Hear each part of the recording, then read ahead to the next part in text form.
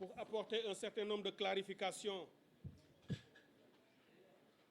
aux allégations que le Premier ministre Amadou Ba, candidat de la coalition Benno Bokk Yakaar et Premier ministre du Sénégal, a porté contre notre candidature au Conseil constitutionnel.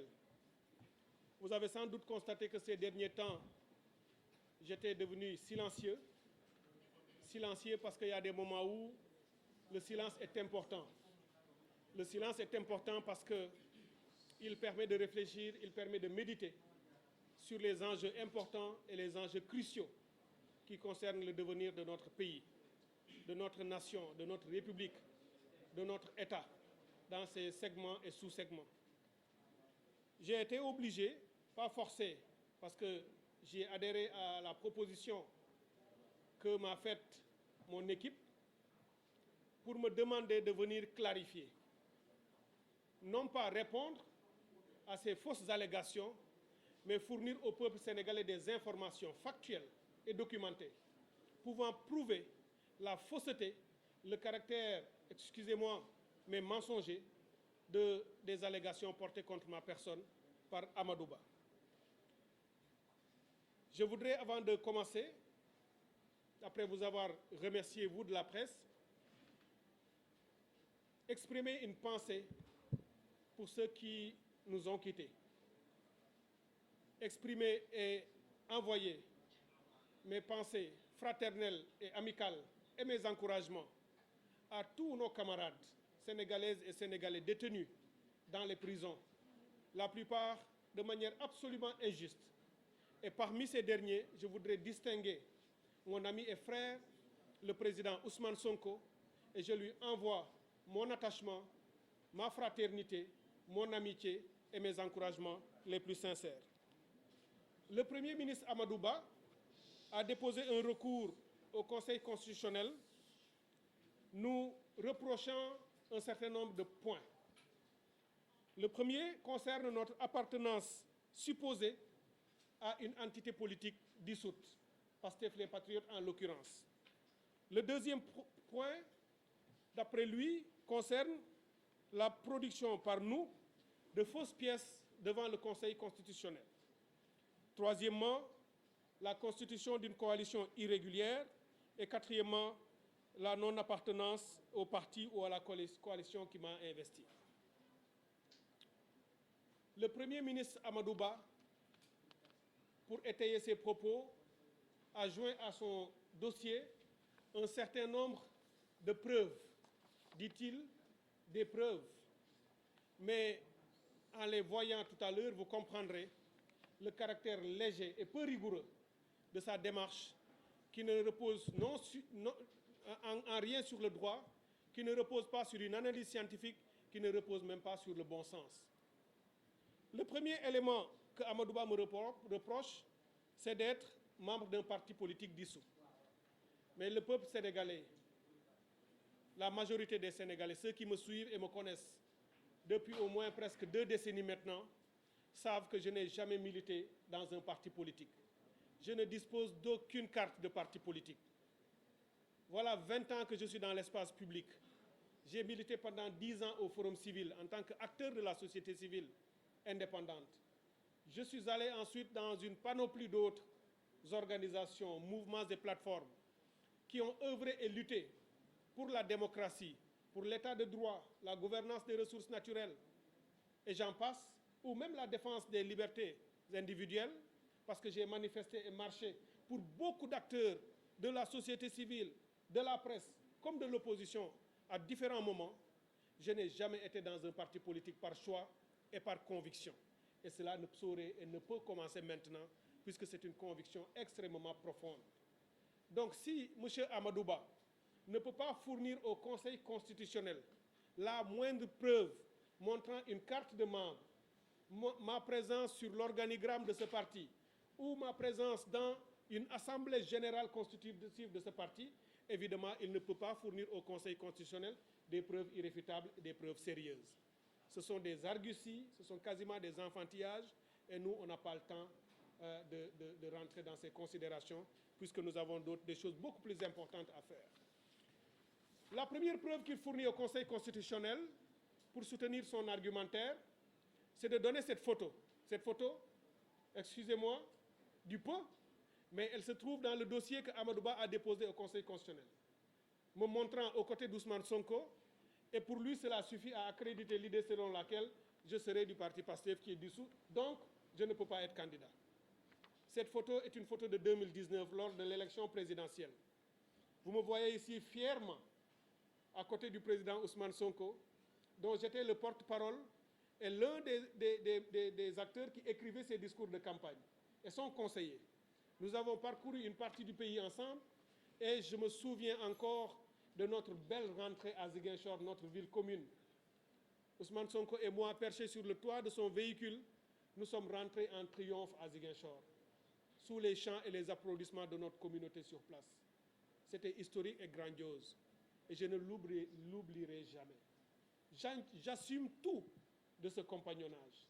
Je revendique tout de cette alliance, qui est une alliance politique, alliance d'idées, alliance de convictions, mais en aucun cas, nos partis, nos entités ne se sont fusionnés. Moi, j'ai une plateforme politique indépendante qui s'appelle Avenir Sénégal Bi Ñu Bëgg, qui a été constituée comme une plateforme politique indépendante. Ousmane Sonko dirige le parti politique qui s'appelle PASTEF, qui a un récépissé. Nous n'avons pas de récépissé et nous l'avons voulu comme ça. Donc, en montrant ça, Amadouba oublie-t-il que lui-même, son mentor ou son chef, Macky Sall, a déjà été aussi aux côtés d'autres acteurs politiques alliés? Est-ce que dire que je suis de PASTEF, c'est aussi dire que Moustapha Niasse est de APR? Est-ce qu'il ne sait pas qu'on peut faire la comparaison entre les deux? Ça, c'est déjà une très grande légèreté du point de vue de l'analyse et du point de vue pour étayer la fausseté de ses propos. M. Amadouba a aussi envoyé au Conseil constitutionnel une vidéo qui me montrerait à Bordeaux, dans le meeting d'un parti ou de PASTEF, d'une section de la Nouvelle-Aquitaine. J'en profite d'ailleurs pour les féliciter, tous les membres de cette section, tous les membres de ce parti en France. Et Amadouba a tellement suivi et regardé la vidéo, ils n'ont rien laissé de côté ou au hasard. Il s'est même permis de dire qu'à la 22e minute, j'aurais dit que PASTEF et Avenir Sénégal Bi Ñu Bëgg sont indissociables et que pour lui, cela suffit à accréditer l'idée selon laquelle je serai de PASTEF. Alors, quelle faiblesse, quel manque de hauteur, quel manque de capacité et de discernement. Comment un tel propos peut être tenu pour une quelconque confirmation d'une adhésion à un parti politique? Je l'ai dit, certes, je l'ai dit parce que c'est ma conviction, mais en le disant, pour qui que sait parler français, il peut comprendre lorsqu'on dit que deux entités sont indissociables, cela suppose qu'en amont, on a d'abord reconnu que ces deux entités existent séparément. Chacune de ces entités a son existence propre. Et ensuite, ces entités se sont associées à tel point qu'elles en sont devenues quasiment inséparables. Voilà le sens de mes propos tenus à Bordeaux, à l'invitation de cette section et de tous ces Sénégalais et toutes ces Sénégalaises que j'ai retrouvées dans la diaspora.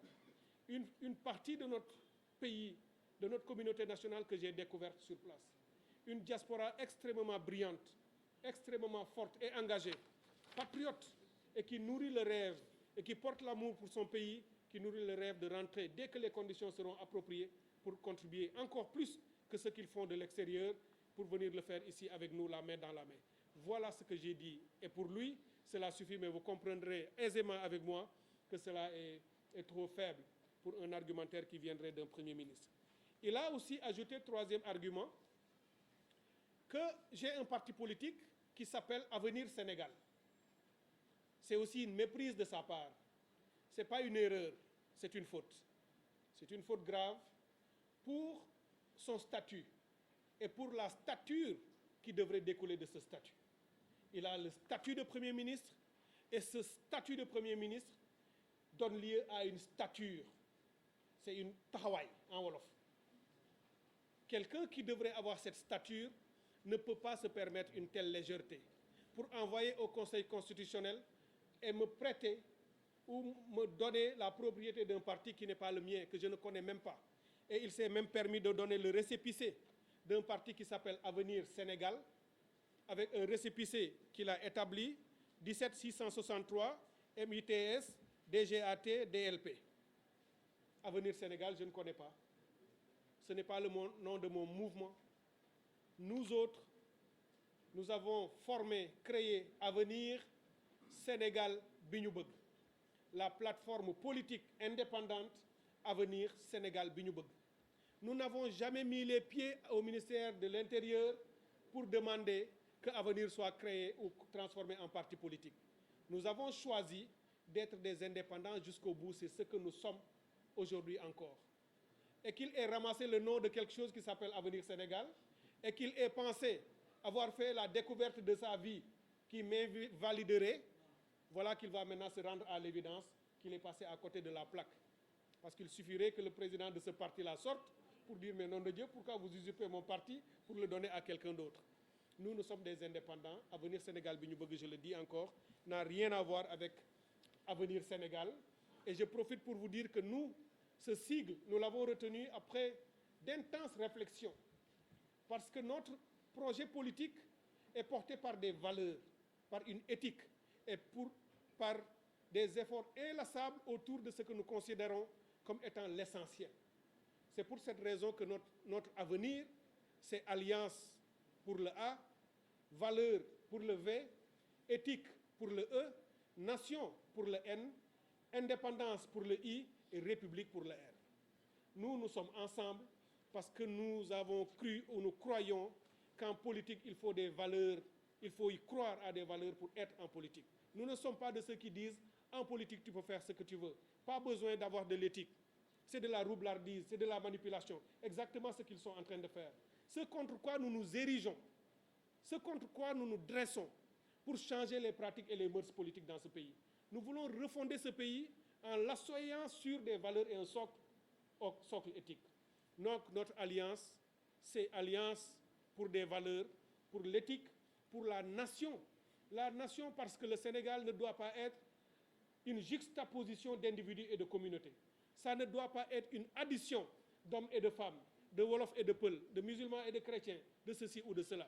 Ça doit être une nation unie, intégrée, avec des valeurs fortes, qui partageons un idéal communautaire, social, politique, idéologique, qui croyons en quelque chose. Ce que Senghor disait, le commun vouloir de vivre commune. C'est ça que nous voulons rebâtir à travers notre nation. Notre I, c'est indépendance. Indépendance, c'est ce qui apparaît dans notre projet politique sous le slogan ou le concept de souverainisme.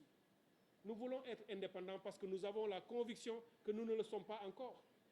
Nous ne sommes pas indépendants parce que vous avez vu ces derniers jours une puissance étrangère s'immiscer dans les affaires électorales de notre pays pour faire poser des actes. Je n'ai pas besoin de rentrer dans les détails, mais c'est pour vous dire que ça risque de continuer si nous ne coupons pas et que si nous ne reconstruisons pas les conditions d'une indépendance totale, effective, raisonnable, raisonnée, mais assumée. Nous ne nous coupons pas du reste du monde.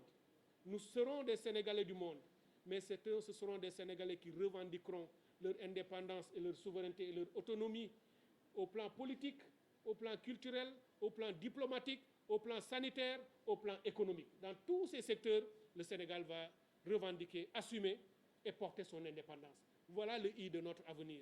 Et le N, la République. La République. Nous avons un président de la République, un ministre, Premier ministre qui est là pour la République, des institutions de la République. Mais notre République n'est pas là pour tous les Sénégalais. Nous avons une République quasiment privatisée par ceux qui sont au pouvoir, et ça ne date pas d'aujourd'hui. Nous voulons refonder une République qui ressemble aux Sénégalais. Une République refondée, c'est une République où les Sénégalais reprendront possession de tout ce qui leur appartient, de toutes leurs propriétés, en commençant par la justice. Notre justice est quasiment à terre. Les Sénégalais ne s'y retrouvent plus, ne se l'approprient pas. Ce n'est pas parce que tous les magistrats ou tous les acteurs de la justice ne sont pas bons, c'est parce que les mécanismes et les valeurs qui viennent d'en haut et les manipulations politiques font que certains tombent dans des travers. Nous allons refonder pour que ce soit la justice des Sénégalais, qu'elle soit rendue au nom du peuple sénégalais et que tous les Sénégalais s'y retrouvent et que cette justice soit celle qui protège, mais pas celle qui rend vulnérable. Des milliers de jeunes sont en prison. Aujourd'hui, il y a un lien qui se cassera durablement entre ces gens-là en prison et leur justice. Pourtant, c'est leur justice, c'est leur propriété. Ils ne devraient pas s'en méfier. Au contraire, ils devraient l'aimer. Nous voulons que les Sénégalais aiment leur justice, qu'ils aiment leur président de la République en tant qu'institution, qu'ils aiment leur gouvernement, qu'ils aiment leur pays, qu'ils aiment leur pays. Et pour qu'ils aiment leur pays, il faut qu'ils sentent que la République, la res publica, qui est la chose publique, qu'elle soit vraiment la chose de tout le monde. Voilà ce que nous voulons ramener. Pour vous dire que nous avons un projet politique. Nous sommes en alliance avec d'autres formations politiques qui sont des partis. Nous sommes une entité indépendante, mais portons un projet politique qui vient des assises nationales, qui assume l'intégralité de la commission de réforme des institutions et de tous les autres travaux et de toutes les réflexions ambitieuses, positives et généreuses pour l'avenir de notre pays. Nous assumons et nous portons cela. C'est cela qu'ils n'arrivent pas à comprendre. Ils n'arrivent pas à le comprendre, monsieur le Premier ministre du Sénégal, notre cher Premier ministre qui ne veut pas faire face à ses opposants, qui en a une peur bleue, qui, au lieu de venir assumer et se préparer à aller à une confrontation démocratique avec nous, il se terre quelque part dans le pays, il doit être quelque part en Casamance, dans ma région, pour promettre monts et merveilles, avec des promesses mirobolantes, évidemment qu'il ne pourra pas tenir, puisqu'il n'en a pas l'étoffe ni les épaules. Et c'est ça que nous allons démontrer tout au long de la campagne. Il a démarré avant nous, de manière injuste et illégale. Il n'en a pas le droit. Mais nous allons le laisser prendre de l'avance. Ce n'est pas grave. Quand Usain Bolt court avec Adama Sarr, ça ne lui coûte rien à Usain Bolt de laisser Adama Sarr prendre 1 kilomètre d'avance. Je suis sûr que Usain va le rattraper. C'est ça que nous allons le laisser faire. Nous n'allons pas perdre notre temps à commenter ce qu'il est en train de faire. Il le justifie en disant que ce sont des tournées économiques, soit qu'ils fassent ce qu'ils veulent. Mais Inch'Allah, dans quelques semaines, nous allons les retrouver sur le terrain, évidemment pour les battre. Je ne veux pas prendre plus de temps, puisque je vous ai déjà dit que la plupart de leurs arguments sont plus des arguties qu'autre chose. Ils sont allés jusqu'à nous dire que nos couleurs seraient trop proches de celles de Pastef les Patriotes, donc ils en tirent la conclusion. Ils aiment tellement les raccourcis, ceux qui font les sciences sociales, qui aiment les analyses, les démonstrations logiques avant de parvenir à des conclusions, seraient très surpris de voir ces gens, après juste 2 points ou 2 équations, ils débouchent tout de suite sur des conclusions. Que nos couleurs seraient proches, donc on est de Pastef ou on est trop, etc. Ce qui est encore une fois faux. Notre logo, c'est ce que vous voyez derrière nous. C'est notre logo depuis 2015. Avenir Sénégal bi ñu bëgg a toujours eu ce logo. Nos codes couleurs et autres sont déjà envoyés au Conseil constitutionnel pour l'élaboration des bulletins et autres. Notre logo est composé de 2 pétales de bissap rouge avec une feuille verte dans un cercle entouré de bleu sur un fond blanc. Je peux le réciter par cœur parce que c'est notre logo depuis longtemps. Évidemment, qui dit bissap dit du rouge. C'est aussi une des couleurs de Pastef, c'est normal. Qui dit bissap dit aussi une feuille verte, parce que Pastef a du vert. Mais le Parti socialiste aussi a du vert. Grand parti a du rouge, d'autres ont d'autres couleurs. Pourquoi il veut une chose aussi faible en argumentaire? C'est presque pitoyable de les voir tomber aussi bas pour essayer juste de défendre ou de justifier l'injustifiable. C'est ça notre logo. Et on pourrait passer beaucoup de temps à vous expliquer son origine et la raison pour laquelle nous l'avons choisi, en ce que ce logo rassemble le peuple sénégalais derrière le contenu latent ou diffus de ce logo, au-delà de ce que vous voyez le bissap et de toutes les vertus du bissap, vous voyez de l'environnement, vous voyez la faune, vous voyez tout ce en quoi nous croyons, l'écologie, le développement durable, mais vous voyez aussi un facteur de rassemblement. Partout où vous allez dans notre pays, vous dites bissap, tout le monde le sait. Qu'on soit Pulaar, qu'on soit Wolof, tout le monde peut se retrouver autour. Vous voyez les vertus médicinales. Vous voyez aussi des innovations technologiques, parce que nous avons, dans nos recherches et nos réflexions, su que dans le bissap, il y a une molécule, cette molécule qui confère au bissap sa couleur rouge. Si par les procédés technologiques, un jour la science dans notre pays, et c'est cela que nous ferons, amène nos ingénieurs et nos experts à pouvoir l'extraire, cette molécule, ça nous donnerait des milliards et des emplois à n'en plus finir, parce qu'on créerait une substance, un colorant naturel qui serait vendu dans le monde, puisqu'il y a des législations en Europe qui interdisent l'utilisation de colorants artificiels dans les aliments. Alors que le bissap a le colorant naturel rouge, le meilleur au monde. Qu'est-ce qu'on en fait? Rien. À part faire notre jus de bissap, on ignore même que ce sont des milliards qu'on peut retirer de là, mais nous le savons évidemment. C'est pour cette raison, entre autres, que c'est notre logo. Monsieur le Premier ministre nous dit, avant-dernier point, que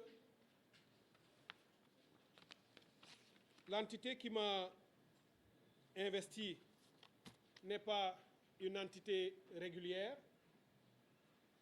qu'il serait même une coalition irrégulière, composée, selon lui, de partis politiques, ce qui est également tout faux.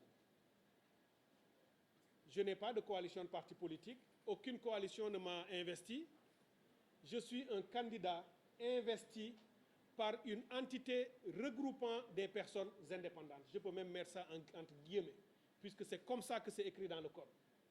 Je suis investi candidat par une entité regroupant des personnes indépendantes. Nous avons signé, mon mandataire, une attestation d'investiture et a notifié le nom de cette entité qui s'appelle Président Bignoubeug. Ça a été notifié au Conseil constitutionnel. Notre attestation d'investiture est l'une des 9 pièces composant notre dossier déposé au Conseil constitutionnel. Et les 7 sages ont évalué dans la forme comme dans le fond notre dossier à 9 pièces. Et ils ont validé notre candidature. C'est la raison pour laquelle nous sommes dans la liste des 21. Donc, dans le fond, le Conseil constitutionnel n'a pas trouvé de problème à ce que nous ayons été investis par une coalition ou une entité indépendante. En quoi ça a généré Amadou Ba? Pourquoi ça le générait? Au point qu'il a inventé des choses qui n'existent pas. L'entité qui m'a investi a été créée par des membres d'Avenir Sénégal Bignoubeug, tous indépendants et n'ayant jamais milité dans un parti politique. Ils ont tenu une assemblée générale le 16 décembre dernier pour dire que nous créons une entité en perspective de l'élection présidentielle du 25 février. Nous créons cette entité dont le nom est Président Bignoubeug, dont le candidat est Cheikh Tidiane Dièye, dont le mandataire est Julien Charles Bernard Sagna, ainsi de suite, ainsi de suite. Madame Ndeye-Fatou Diop Blondin, ici présent, M. Adama Sarr, maire de Keur Massar Nord, signataire en tant que participant à cette AG, ont porté. Et ça, c'est aussi déjà joint dans le dossier que nous avons déposé au Conseil constitutionnel. Donc là également, un argumentaire ultra léger, un argumentaire sans fondement, qui n'a aucune chance de prospérer. Parce que je continue de croire que ce Conseil constitutionnel ne suivra pas ces arguties de M. le Premier ministre du Sénégal, dont tout le développement repose sur des choses extrêmement légères, sur des choses pas rigoureuses du tout, et son analyse ou son argumentaire juridique sera évidemment balayé d'un revers de main et assez rapidement par le Conseil constitutionnel. C'est ça que je voulais porter à votre attention, mesdames et messieurs, puisqu'il n'a rien trouvé d'autre à dire que, et je finis là, Monsieur le Premier ministre m'accuse encore une fois, ou dit que je suis le président du conseil départemental de Ziguinchor. Ça, au début, j'avais même hésité en me disant c'est vraiment pas la peine de revenir là-dessus, puisque c'est quand même, de tout ce que je viens de dire, c'est peut-être la seule chose assez grave, qui peut ne rien avoir avec le dossier au Conseil constitutionnel, mais grave du point de vue de celui qui l'a dit. Parce que le président du conseil départemental de Ziguinchor s'appelle Georges Massali. Il a été installé par un préfet de la République, préfet, qui dépend du ministère de l'Intérieur, lequel dépend du Premier ministre. Donc si lui, le chef du ministre de l'Intérieur, et donc, en conséquence, du préfet, ne sait pas que le président du conseil départemental installé par son préfet s'appelle Georges Massali et pas Cheikh Tidiane Dièye, c'est que nous sommes en danger dans ce pays. C'est que l'information primaire, la plus petite, qui devrait être la règle partout dans un État sérieux, ils ne l'ont pas. Et ce n'était pas difficile à savoir.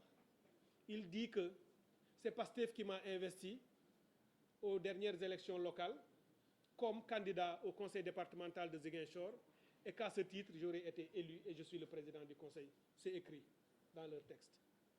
Il suffit juste que quelqu'un prenne son téléphone pour appeler au conseil départemental, c'est un autre président qui décrochera. Ce ne sera pas moi parce que moi je suis ici en train de parler. Et à Ziguinchor, je ne suis même pas le vice-président. Je suis le deuxième vice-président, par choix. Par choix. Parce que on m'avait proposé, quand c'est l'autre candidat qui est passé, que par lot de consolation, et moi je ne crois pas en ces choses, puisque je ne mets jamais en avant ma personne. Je ne suis pas pouvoiriste, je ne fais pas tout ça pour quoi que ce soit d'autre que servir mon pays, partout où je peux le faire. J'ai dit moi-même, lorsque le préfet est venu pour installer le bureau, qu'il fallait respecter la loi sur la parité. Et qu'après le président du conseil départemental homme, il fallait mettre une première vice-présidente femme. Et que je sois deuxième ou 17e, c'est sans importance. J'apporterai toute contribution que je pourrai, à quelque niveau que je serai, pourvu que cela aide notre pays, aide la communauté et aide le peuple sénégalais. Donc voilà encore une fois ce que le Premier ministre du Sénégal a dit sur moi, et c'est ça qu'il a déposé entre autres au Conseil constitutionnel. Je voudrais finir en vous remerciant, mesdames et messieurs. Je voudrais rassurer le peuple sénégalais, tous ceux qui nous suivent et nous aiment, tous ceux qui nous accompagnent, tous ceux qui croient au projet que nous portons, ce projet de transformation dont les piliers fondamentaux, les piliers qui en font le meilleur projet, sont des projets, c'est ce projet qui repose sur le souverainisme, sur le panafricanisme, sur le patriotisme et sur la refondation. Voilà ce projet que nous portons et qui est le meilleur projet et que nous portons avec nos alliés de PASTEF, de l'ACOS, de Yewwi Askan Wi et de toutes les autres entités de l'opposition dans lesquelles nous sommes partie prenante et qui devraient dans les prochains jours nous permettre d'aller à la rencontre des Sénégalais, porter et battre campagne, amener les Sénégalais à la victoire parce que ça ne sera pas une victoire de l'opposition ni de qui que ce soit parmi nous, ce sera encore une fois la victoire du peuple sénégalais, comme c'était le cas en 2000, pendant que tout le monde se disait ce pays pourrait sombrer, pourrait être définitivement ou durablement déstabilisé parce que les élections, il y avait des dangers qui sous-tendaient le processus. Le peuple sénégalais a été très mature en 2000. Il a été voté. Il a changé son président par des voies ultra-démocratiques. Entre deux gentlemen, le président Abdou Diouf, j'en profite pour lui rendre un hommage. Je le félicite et je prie pour qu'il ait longue vie et bonne santé. Il a appelé le président Abdoulaye Wade pour le féliciter, pour lui dire « Monsieur le président Abdoulaye Wade, vous avez gagné, vous serez le prochain président ». Il lui a facilité la transition et lui a légué un pays qui était devenu stable. Voilà deux grands hommes d'État.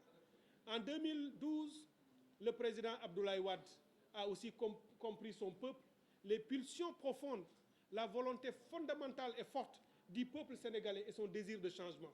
Il n'a pas empêché le changement de s'accomplir. Parce que qui veut empêcher une révolution pacifique de s'opérer rend inévitable une révolution violente. Ça, c'est une règle et une leçon de l'histoire. Quiconque empêche une révolution